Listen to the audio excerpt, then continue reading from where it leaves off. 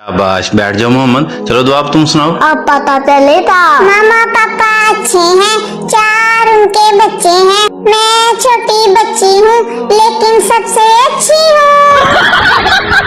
ओ मैं भी अच्छा बताओ जी। जैनब के पापा जी बेगम। ये दुआ से ना अलीबा भी सुना करें, वो तो इससे आती नहीं है। आती है जी। दुआ सुनाओ जरा अपनी मामा को। अलिफ दाल साद ऐन। मोहम्मद अब भाभी सुनाओ बेटा। अलिफ दाल साद नहीं। हमेशा रोड पे गाड़ी चलाते हुए आपने अपना भी ख्याल रखना है और अपने साथ साथ बाकी दूसरे लोगों का भी ख्याल रखना है। कहीं ऐसा ना हो कि पैसे और फेम के नशे में आप अपना भी नुकसान कर बैठें और बाकी दूसरे लोगों का भी नुकसान करें। क्योंकि जिस तरह बहुत से लोगों को ये आखिरत में पता चलेगा ना कि भाई ईमान तो बहुत ही कीमती चीज़ है, इसी तरह हमें भी दुनिया में ही जान लेना चाहिए कि भाई जान भी बहुत कीमती चीज़ है। और आखिर में एक जुमला कहना चाहूँगा, जान है तो जहान है, ईमान है तो आप मुसलमान हैं। बिस्मिल्लाह। ABCD। माशाल्लाह अब तो मैं अंग्रेज बन जाऊंगी। अस्तगफिरुल्लाह, पहले मुसलमान तो बन जाओ ना। जैनब बेटा, अंग्रेजों में भी मुसलमान होते हैं तो। है पापा जी। चलो पता होता नहीं तो तुमसे कुछ ज्यादा ही पता है। अच्छा PhD की है मैंने PhD। जैनब घर से बाहर नहीं ना निकलती, इसलिए उसे इतनी बातें नहीं आती। आहो जी, मैं तो घर से बाहर ही रहती हूँ जैसे। क्यों जैनब, मैं सच कह रही हूँ ना। जी मामा जी। क्यों पापा जी, मैं भी सच कह रही हूँ ना। हाँ दुआ। आप मेरी तरफ है कि दुआ की तरफ? बेगम मैं आपकी तरफ से दुआ की तरफ। अकायद में सबसे पहला नंबर अकीदा तौहीद का है और मसाइल में सबसे पहला नंबर नमाज का है। फिर अकायद में भी 2 चीजें हैं, एक ये कि अल्लाह को अपना मबूद मानना और दूसरा ये कि अल्लाह के सिवा किसी को अपना मबूद ना मानना। फिर नमाज में भी 2 चीजें हैं, एक खुशू और दूसरा खुजू। यानी नमाज की ज़ाहिरी हालत क़याम रुकू सुजूद ये भी दुरुस्त हो और नमाज की बातिनी हालत यानी तकबीर तहरीमा से लेके सलाम फेरने तक अपनी सारी तवज्जो अल्लाह की तरफ रहे।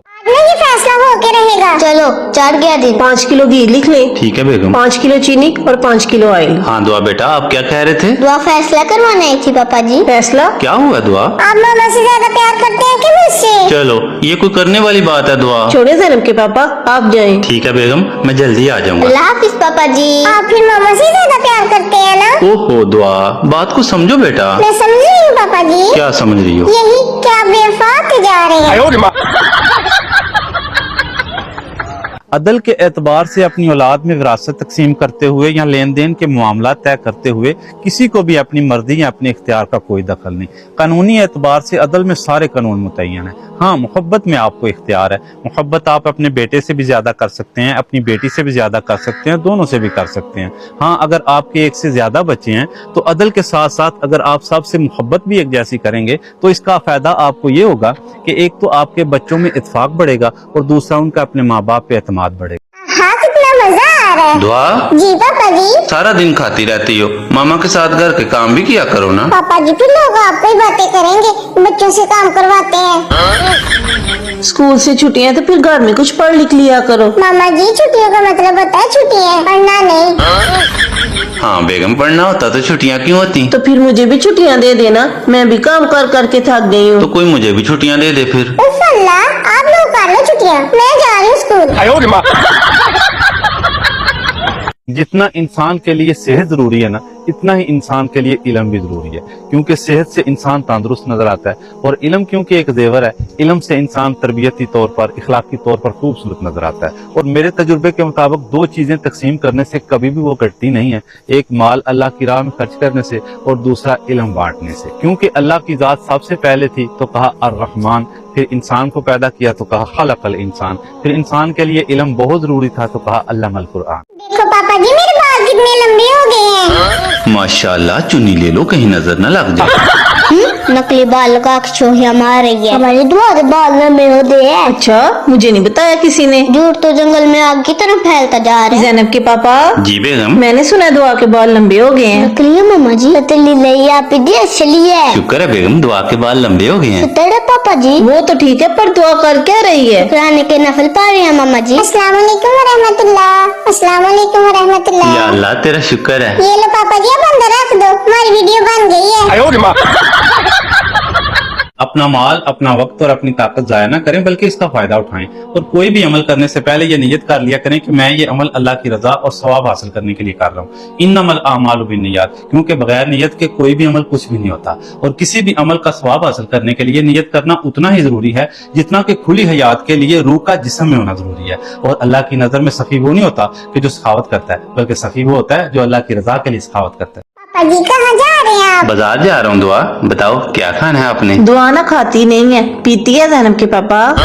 अच्छा तो फिर दूध ले आऊंगा आपके लिए। दुआ मामा जी मैं बिल्ली नहीं हूँ, दुआ हूँ। अच्छा बेगम आपका मजाक भला बनता है दुआ के साथ। सॉरी ज़ैनब के पापा, अब नहीं करती। बताओ फिर क्या पसंद है मेरी दुआ को? पापा ना दुआ के पापा है, ज़ैनब के पापा नहीं है। चलो अच्छा ठीक है दुआ, गुस्सा ना करो, बताओ भी। अलिफ मद्दा से आम, अलिफ मद्दा से आड़ू, अलिफ मद्दा से आलू बुखारा।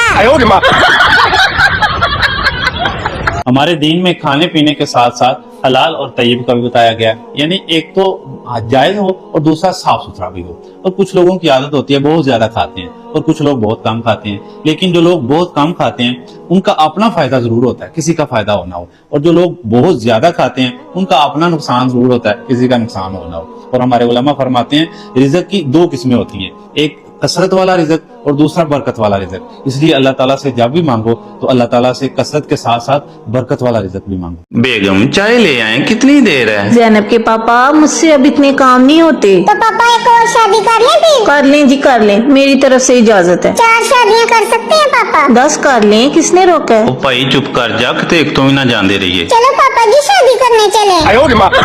अरशद पुत्र अल्लाह खैर। जी माँ जी आजो आजो। तर मैं भी ठीक नहीं रहती, बहू भी ठीक नहीं रहती। अच्छा फिर माँ जी अब्बा जी आटा गूंदन करेंगे, मैं रोटियां बना ला करूंगा। दादाजी पापा 4 शादियाँ करने लगे ने, तुसी भी 4 शादियाँ कर लो। हाँ फन की हु माताबलकुम मिनन निसाई मसना व सुलासा व रुबा। कुरान पाक की एक वाहिद ऐसी आयत है जिसपे अक्सर मुसलमान औरतें भी एतराज करती हैं। जाहिर है भाई, कोई बाप नहीं चाहता कि हमारी बेटी पर सौकन आए, कोई भाई नहीं चाहता कि हमारी बहन का घर खराब हो। इसीलिए अल्लाह ताला ने उस मर्द को 4 शादियां करने की इजाजत दी है जो चारों के साथ एक जैसा हुस्न सलूक कर सके। फाइन खिफ तुम, और जिसे ये डर हो अल्लाह तादिलु कि मैं चारों में अदल नहीं कर सकूंगा, फवाहिदा, तो उसे एक भी बस कर देनी चाहिए। बेगम यहाँ मेरा मोबाइल पड़ा था, किसने लिया है? किसने लेना था? दुआ के अलावा कौन हो सकता है? हाँ जी पापा जी दुआ ले लिया था। उसने भला क्या करना था मेरा मोबाइल? गेम खेल रही होगी या कार्टून देख रही होगी। दुआ की शरारतें तो खत्म ही नहीं होती, पता नहीं क्या करना है इस लड़की ने। ऐसे लेते थे बाबा जी, ये कैसे कहते हैं मोहम्मद भाई, मुझे तो पता है। दुआ कुछ खुदा का खौफ करो। पापा जी आपने मुझे पहले क्यों नहीं बताया? क्या नहीं बताया? यही कि हम पहले कार्टून भी हुआ करते थे। कोई करने वाली बात करो दुआ। ये देख लो पापा जी। लाओ दिखाओ मुझे। ज़ैनब के पापा ने भी पतंग उड़ाई।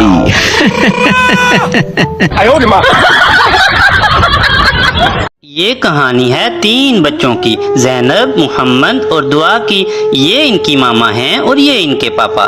पापा कमा के लाते हैं और मामा पका के देती हैं और सब मिलके खाते हैं। मामा कोई काम कह दे तो तीनों मिलके करते हैं। पापा कोई चीज़ ले आए तो तीनों मिलके खाते हैं। पापा काम से घर आए तो दुआ दरवाज़ा खोलती है, इनकी मामा इस्तकबाल करती है। ज़ैनब पानी पिलाती है, मोहम्मद खिदमत करता है। जन्नत में कुछ लोगों को नूर के मिंबरों पर बिठाया जाएगा, पूछा जाएगा ये कौन है? अल्लाह फरमाएगा अल मुतहाबून, ये मोहब्बत फैलाने वाले हैं। पहले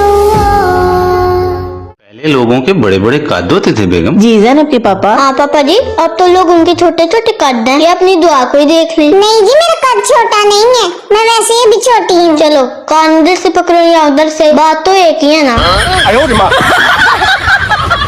बेगम आपने नमाज पढ़ी है? जी ज़ैनब के पापा पढ़ी है और तिलावत? तिलावत भी की है ना। चलो अच्छा है। और ज़ैनब आपने? जी पापा जी मैं नमाज भी पढ़ी है और तिलावत भी की है। माशाल्लाह। और मोहम्मद किधर है? पापा जी मैं नमाज से पढ़ी है, थोड़ा ही पढ़ा है, मुझे तो डाला भी डाला है। अरे वाह मोहम्मद, आज तो बड़े काम किए आपने। हाँ जी पापा जी। और ये दुआ से भी पूछ लें उसने भी कोई नेकी की है कि नहीं। देखो भाई मैं इस घर का सरबराह हूँ, क़यामत के दिन मेरी जिम्मेदारी के बारे में मुझसे पूछा जाएगा। तो पापा जी आप अल्लाह मियां से कह देना हमारी दुआ भी छोटी थी। ठहर जा दुआ, मैं अभी बड़ा करता हूँ तुम्हें। है अभी तो इधर ही रखी थी मैंने, इधर गई मेरी चीज, पापा ने खाई होगी। मामा जी क्या हुआ दुआ? देख ले मामा जी पापा मेरी चीज चीज खा गए। क्यों जैनब के पापा, खाइए आपने दुआ की चीज। नहीं बेगम, मुझे तो पता भी नहीं है। मामा जी सच बोलना चाहिए ना, फिर अल्लाह ताला कुछ नहीं कहते। हाँ जैनब के पापा, बगैर पूछे किसी की चीज खाने से तो गुनाह होता है ना। अच्छा, तो जब दुआ खा जाती है मेरी चीज, तब उसे गुनाह नहीं होता? नहीं होता पापा जी, आपको पता नहीं है, अल्लाह ताला बच्चों के गुनाह नहीं लिखते। माशाल्लाह, बड़ी होशियार हो दुआ तुम।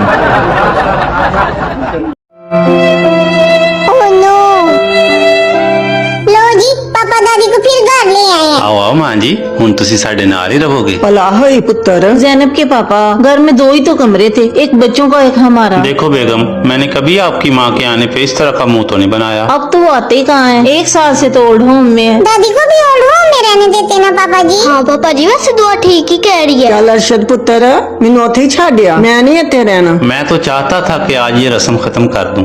चलो माँ जी, कुछ दिनों तक बेगम भी आ जाएगी, फिर जैनब और दुआ की बारी भी है।